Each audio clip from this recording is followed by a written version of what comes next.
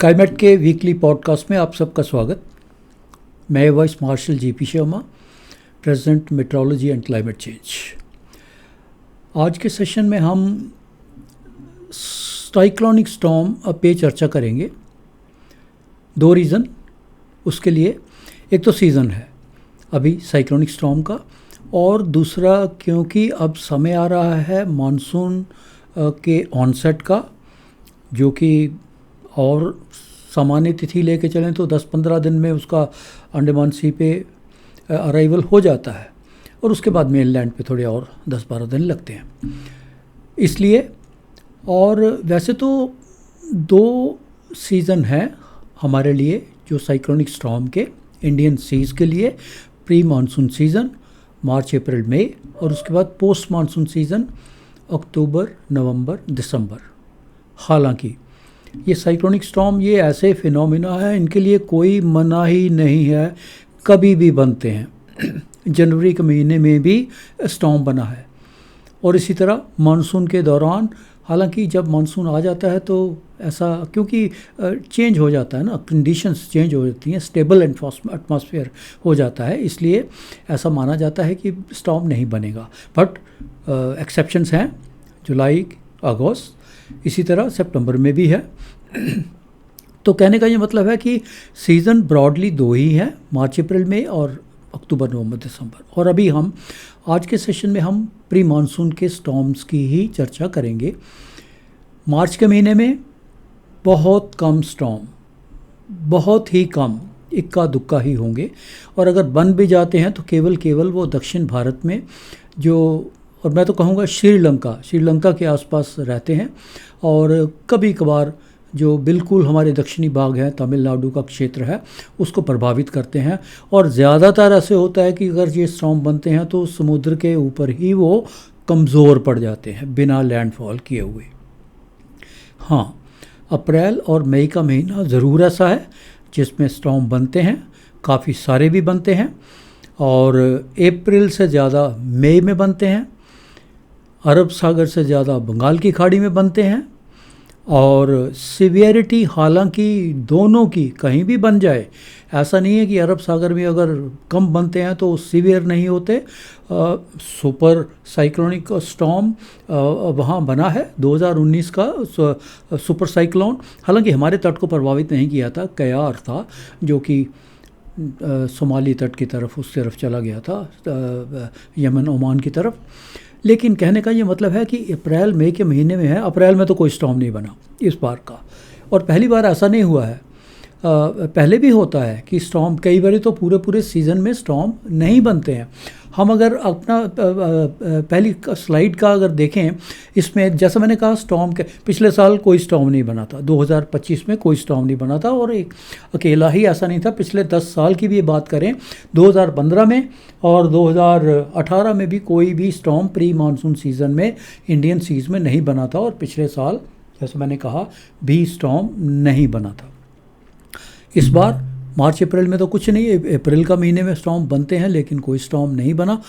मई का लगभग एक सप्ताह हो गया है, अभी तक तो नहीं, लेकिन शायद कुछ संकेत, कंफर्मेशन नहीं है लेकिन संकेत ज़रूर मिल रहे हैं कि हो सकता है कोई सिस्टम, बंगाल की खाड़ी की भी उम्मीद है, और हो सकता है अरब सागर का भी चांस है कि स्टॉर्म बन सकता है।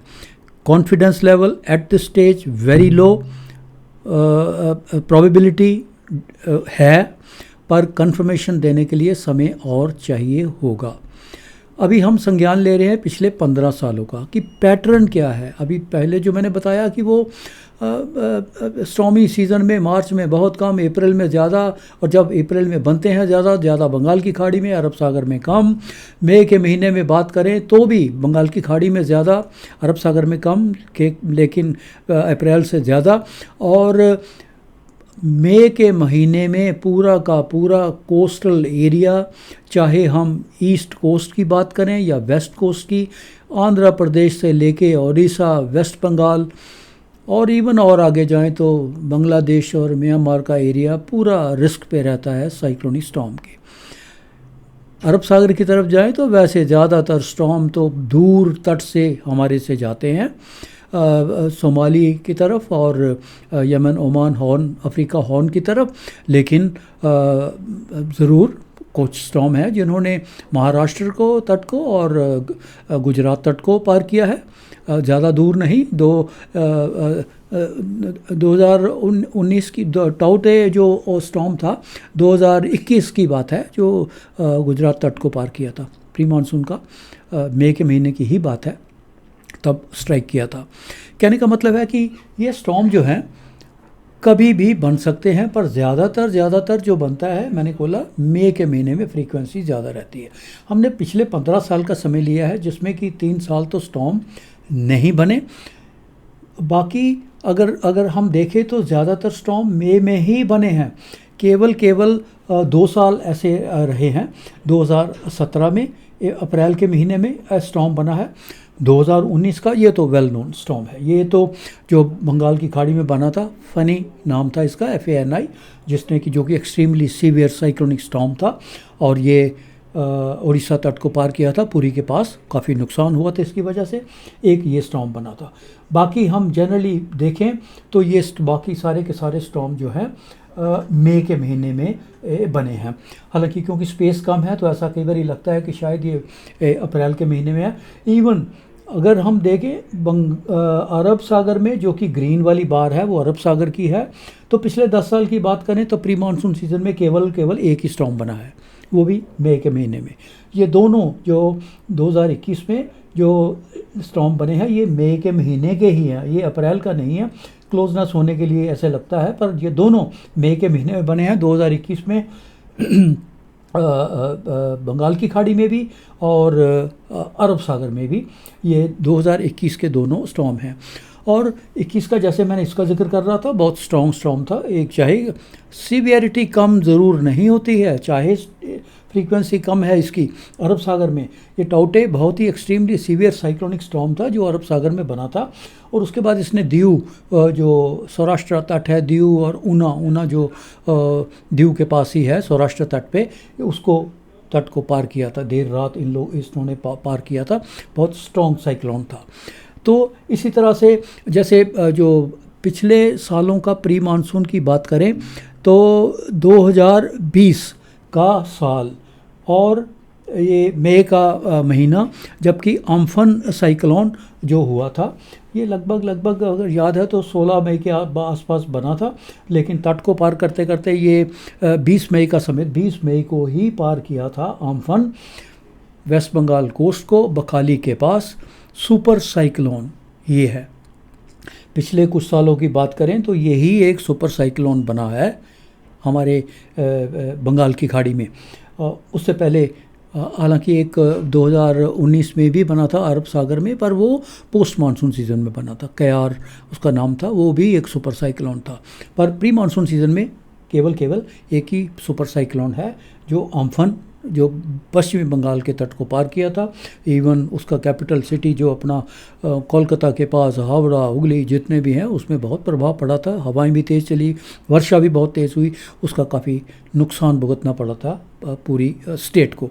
तो ये तो हमने बात की, हमने पैटर्न की कि साइक्लोनिक स्टॉर्म का पैटर्न प्री मानसून में क्या होता है।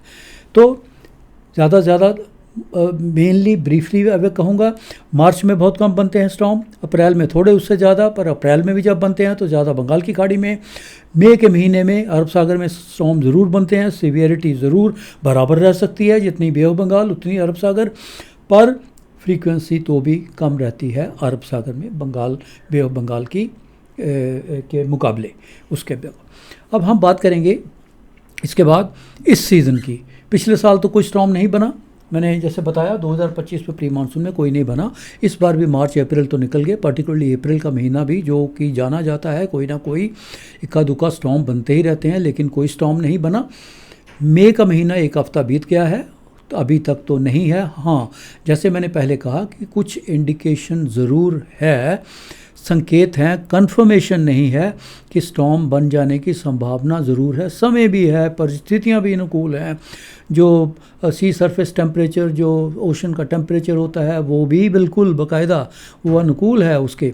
केवल मैटर करता है कि स्टॉर्म कब बनते हैं, कि किस एरिया में डिस्टर्बेंस ओरिजिनेट हो रहा है।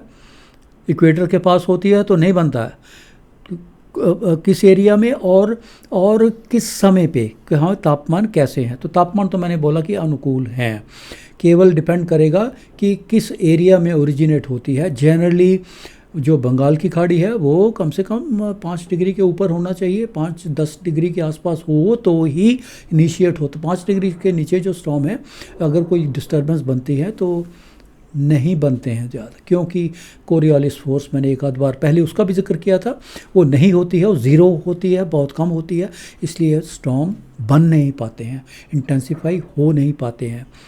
एक बार फिर होता बन नहीं पा सकते बेशक, पर ऐसे केस हैं जिसमें उस एरिया से भी स्टॉर्म बने हैं। तो एक्सेप्शंस आर ऑलवेज देयर, किसी भी तरह की अगर हम देखें तो। इस सीज़न की हम अगर बात करें तो देखिए, अंदाज़ तो लगाया जाता है, अलग अलग तरह के मॉडल अलग अलग रीजन में अलग अलग एजेंसीज रन करती हैं और उसके बेस पे ही इनका अंदाज़ा लगाया जाता है। स्काईमेट हम भी अपना मॉडल रन करते हैं, उसके बेस पे ही जो प्रेडिक्शन है, फोरकास्ट है, उसके बेस पे ही देते हैं। तो इसी तरह जो हमारा एक 15 दिन का मॉडल हम हर रोज़ वो 15 दिन का मॉडल दरअसल 2 अलग अलग हम रन करते हैं। तो उसमें तो हम अगर देखेंगे तो उसमें तो इंडिकेशन कुछ दे रहा है कि और 3-4-5 दिन बाद बंगाल की खाड़ी में कुछ बनना चाहिए। जैसे ये 5 तारीख का कल का है, इसमें तो कुछ नहीं है, होना भी नहीं चाहिए अभी।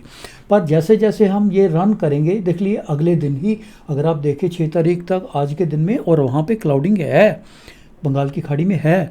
और जैसे आगे बढ़ेंगे आप देखते जाएंगे ये थोड़ा बढ़ भी रही है, स्ट्रॉन्ग भी हो रही है, एक पैटर्न भी इमर्ज हो पा रहा है। ठीक है, लगभग 9 तारीख के आसपास, 9-10 के आसपास हम देखेंगे ये एक अच्छा सा कर्व्ड पैटर्न बन के क्लाउड कॉन्फ़िगरेशन चेंज होती है। उसके बाद से जैसा कि स्टॉर्म में क्या कर्व्ड बैंड होते हैं, क्लाउड्स के सर्कुलर मोशंस होती हैं, तो वो बन जाती है जब तो ही एक स्टॉर्म बनता है। तो 9 तारीख तक तो नहीं है, लेकिन जैसे ही हम उसके बाद अब आगे चलेंगे, विशेषकर 11-12 तारीख या उसके आसपास हम आगे जाएंगे, लगातार ये क्लाउडिंग बढ़ती भी जा रही है, एरिया बढ़ता जा रहा है। और ये देखिए अब ये थोड़ा ज़्यादा इंटेंसिफाई हो गया 12-13 तारीख के आसपास, 12-13 को। और आगे देखेंगे तो और थोड़ा ये कंसोलिडेशन हो जाती है, और कॉन्फ़िगरेशन इसकी क्लोज्ड बैंड बन रहे हैं, एक सर्कुलर सा पैटर्न बन रहा है। अगर ये पैटर्न बन जाता है, जिसकी देखिए अभी कंफर्मेशन कोई नहीं है, ये तो एक इंडिकेशन है कि बंगाल की खाड़ी में एक स्टॉर्म बनेगा। ये उसको सपोर्ट करता है ये वाला मॉडल जो है हमारा। और ये लगभग मिडल ऑफ मई तक आते आते एक अच्छा सा पैटर्न बन जाना चाहिए और एक स्टॉर्म बन के, हालांकि ये तो दर्शा रहा है कि ये और कहीं ना जाके हो सकता है उड़ीसा के आसपास ही जाएगा। अब जब तक इसको कंफर्म नहीं हो जाता, जो कि समय लगेगा कम से कम 3 दिन का, क्योंकि और भी हमने मॉडल जो दूसरा वाला मॉडल जो है वो इतना कंफर्म नहीं कर रहा है, कम कर रहा है। और कई मॉडल हैं जो कंफर्म कर ही नहीं रहे, ऐसा है लग ही नहीं रहा कि कुछ बंगाल की खाड़ी में बनेगा, नहीं सपोर्ट कर रहे। तो इतनी सारी वेरिएशन के चलते चलते इस स्टेज पे कॉन्फिडेंस के साथ कह पाना कि कोई साइक्लोनिक स्टॉर्म बन रहा है या नहीं बन रहा है मुश्किल होगा। प्रोबेबिलिटी है लेकिन कॉन्फिडेंस लेवल कम है। बात मुद्दे की ये है कि अगर ऐसी कोई परिस्थितियां बनती हैं तो इसका मानसून ऑनसेट पे बहुत ही गहरा दबाव असर पड़ता है। पिछले साल की अगर बात करें, 13 मई को जो है मानसून दक्षिण अंडमान सागर में आ गया था। हालांकि सामान्य तिथि जो पोर्ट ब्लेयर या उत्तर नॉर्थ अंडमान सी की है वो 22 तारीख है। वहाँ से लेके केरल तट तक आते आते 10 दिन का समय लगता है, 1 जून को केरल तट पे है। लेकिन ऐसी कोई श्योरिटी नहीं है, कोई कोरिलेशन नहीं है कि जब वो अंडमान सी पे आए और उसके 10 दिन बाद वो केरल तट पे आ जाए। नहीं, जल्दी भी आता है, कई बार और ज़्यादा देरी भी हो जाती है। सामान्य तिथि 22 तारीख है पोर्ट ब्लेयर की, 26 तारीख तक श्रीलंका और 1 जून के आसपास केरल तट पर, ये है सामान्य, लेकिन फेरबदल होता रहता है। हाँ, इनके चलते अगर ये स्टॉर्म बनते हैं तो अगर समय पे बनते हैं और उनका ट्रैक ठीक रहता है तो ये मानसून को आगे बढ़ाने में मददगार होते हैं, इनका बहुत बड़ा रोल रहता है। हालांकि जो बे ऑफ बंगाल के स्टॉर्म हैं, प्रोवाइडेड वो उस समय बने जब चाहिए हों, तो ये मानसून को, करंट को आगे बढ़ाते हैं, लाते हैं, शुरुआत करते हैं। इनके कारण बहुत बार हुआ भी है। अरब सागर के जो स्टॉर्म हैं हम मानसून के लिए जनरली अच्छे रहते नहीं हैं, क्योंकि वो ज़्यादातर वो स्टॉर्म जो है तट से दूर, सोमालिया तट की तरफ, अफ्रीका हॉर्न की तरफ और यमन ओमान तट की तरफ, उस तरफ जाते हैं। वो मानसून स्टीम जो है, जो करंट है उसके साथ ले जाते हैं, वापस आने में थोड़ा टाइम लगता है। तो अरब सागर के स्टॉर्म हमारे लिए फेवर नहीं करते हैं मानसून के लिए बंगाल की खाड़ी में, सब्जेक्ट टू कि वो कहाँ बनता है और कब बनते हैं। कई बार मानसून ऑनसेट जब केरल पे बनने का टाइम होता है 1 जून के आसपास, और आखिरी दिनों के मई में कोई स्टॉर्म अगर बंगाल की खाड़ी में बन के बांग्लादेश की तरफ या म्यांमार की तरफ चला जाता है, वो भी स्पॉइल कर देता है मानसून का ऑनसेट, क्योंकि वो मानसून करंट अपने साथ ले जाता है, जो कि फ्लो रिवर्ट होने में थोड़ा टाइम लगता है, उसके बाद समय पे नहीं हो पाता। तो भी मैंने कहा कि अरब सागर को तो छोड़ दीजिए, वो फेवरेबल ज़्यादातर नहीं रहते हैं। बंगाल की खाड़ी के स्टॉर्म डिपेंड करेगा कब बनते हैं, ट्रैक क्या रहता है, तो इस पे बहुत निर्भर करेगा। तो मानसून ऑनसेट का टाइम, क्योंकि समय पास आ रहा है, पिछले साल जैसे मैंने बोला 13 मई को था, कोई अभी ऐसी इंडिकेशन, फर्म इंडिकेशन नहीं है कि वो सिस्टम कब बनेगा और वहाँ कब आएगा। हालांकि बहुत सारी कोई ब्लॉगर्स हैं जो कह रहे हैं कि इस बार मानसून के समय से पहले आने की संभावना लग रही है, तो वो सब एक एस्टिमेशन है, फर्म असेसमेंट नहीं है। एवरीथिंग इज़ मॉडल बेस्ड, इनके ही रिज़ल्ट है कि जिसके चलते ऐसी प्रेडिक्शन लोग कर रहे हैं। लेकिन मैं कंफर्मेशन इसलिए नहीं, कोई कमिटमेंट मैं नहीं देना चाह रहा इस वक्त तक। हाँ, अगले सप्ताह जब 1 सप्ताह का समय हो जाएगा, मिलेंगे जब, तब तक तो इसकी कंफर्मेशन हो जाएगी क्या सिचुएशन क्या है। मैंने 3 दिन का समय कहा है, 3 दिन का समय क्योंकि अंडर ऑब्जर्वेशन, तब तक ये स्टेबलाइज हो जाते हैं।